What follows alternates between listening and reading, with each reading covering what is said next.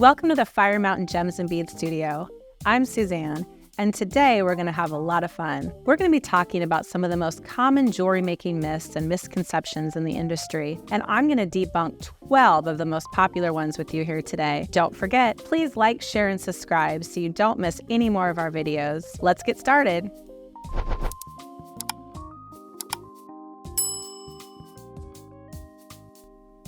Myth number 12. Opals are bad luck. I know I've heard this, and I'm sure you have too. The great news is, they're not. In fact, they were actually considered lucky in the Roman era. The Romans labeled opal as a precious gem, believing it to be a combination of the beauty of all precious stones. Caesars used to give their wife beautiful opals as good luck. The Victorian era was when this jewelry myth surfaced because France wanted to hurt the British opal trade. From there, superstition and associations with black magic sprang up, giving opals a rather unfortunate and completely undeserved negative reputation. So now that we know that opals are not unlucky, feel free to wear them with confidence and enjoy and treasure their fiery flash. Myth number 12, debunked. Myth number 11, zircons are artificial gems.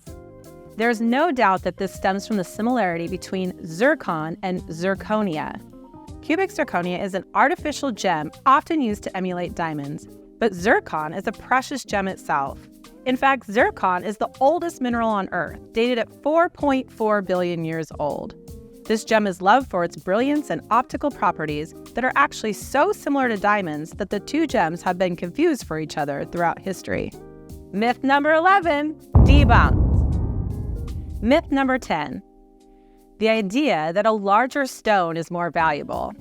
You know the whole bigger is better mentality. Well, the truth is, it's inaccurate. Just because a stone is larger does not make it more valuable. In fact, the value of a stone is considered by what we call the 4 C's: cut, clarity, color, and carat weight. A perfect example is a 5-carat stone that has cloudiness or imperfections may be worth way less than a 1-carat stone that's flawless. Myth number 10, debunked. Myth number 9, precious gems are rarer and more expensive than semi-precious gems. What do we think about that? A jeweler in the 19th century started describing gems as either precious or semi-precious to help market the 4 precious stones, which are considered diamond, ruby, sapphire, and emerald. Some people even include pearls and opal. However, a lot of the people in the gemstone industry tend to frown upon the terms because the distinction is basically meaningless.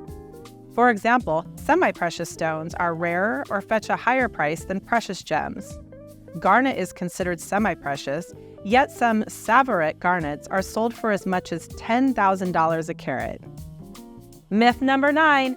Oh yeah, that's debunked. Okay, let's talk gold. Myth number 8. You can tell if something is gold or not by biting it. Okay, there is a little bit of grain of truth to this, but we highly recommend not doing it. The concept originated due to gold's malleability and old Hollywood movies perpetrating the idea. Gold is a soft enough metal that human teeth can leave a mark. The purer the gold, the softer it is. The problem is there are other similarly soft metals that human teeth would also mar. Some unscrupulous characters even once painted lead with gold color to fool prospective buyers. Myth number 8, debunked. Number 7, how many of you heard that there are many different colors of natural gold? It's just not true. In fact, the only type of gold is 24 karat. That's the only kind of gold that is not an alloy. You've no doubt seen yellow gold as well as advertised white gold and rose gold. We've even seen red, blue, green, and some others. The only true gold, though, is yellow, and only 24 karat gold isn't a metal alloy. The other colors are made using gold as well as varying amounts of iron, silver, platinum, copper, or aluminum to achieve the desired tones. So while the jewelry myth is debunked, this doesn't mean that varying golds aren't still beautiful and worth their weight in, well, gold. Myth number 7, debunked. Number 6, diamonds are the rarest gems. While some diamonds may be, diamonds themselves are not. In 2005, the Guinness Book of World Records listed pynite as the rarest gem material with fewer than 25 known specimens.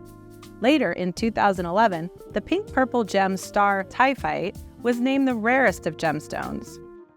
Alexandrite is another gem considered rarer than diamonds. So despite this jewelry myth being untrue, diamonds are still highly prized. Myth number 6. Guess what? Debunked. Okay, this next myth is about diamonds too. Number 5 is that diamonds are indestructible. Or another way this myth is said is diamonds can't be damaged. Diamonds are in fact the hardest mineral with a Mohs hardness of 10, but they are certainly not immune to harm. Diamonds can scratch other diamonds, and they can crack if struck hard enough on a fracture point. There have even been cases of diamonds chipping during cutting or cleanings that include tightening of prong settings. Diamonds can sure stand up to a lot, but it is still best to treat your diamonds with the care such a beautiful gem deserves. Myth number 5, you guessed it, debunked. There are a lot of myths about diamonds. Myth number 4 is that you can tell if a diamond is real or not by breathing on it. So the idea is that this fog or breath test can determine if it's real. Supposedly, because real diamonds have high thermal conductivity, if you breathe on it, the fog will almost immediately disappear. The problem with this test is other gems like moissanite and sapphire also have high thermal conductivity and would register as diamonds. There are also some amazing synthetic diamonds out there that just so happen to also have high thermal conductivity. You're much better off taking the gem to a trusted jeweler to determine if it's real. Myth number 4, debunked. We're getting down to the last 3. Myth number 3 is that pearls can dissolve in vinegar.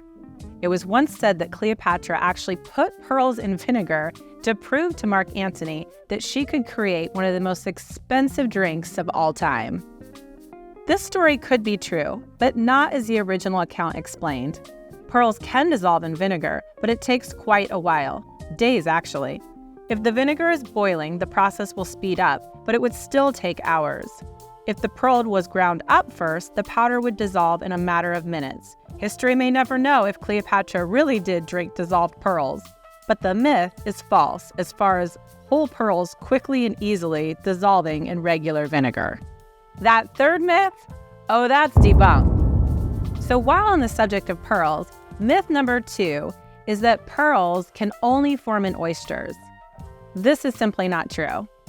While oysters are by far the most common place that pearls are found, pearls can also form in some clams or mussels. In fact, Native Americans used to find pearls in clams of the Mississippi River and accompanying streams. Myth number 2, debunked.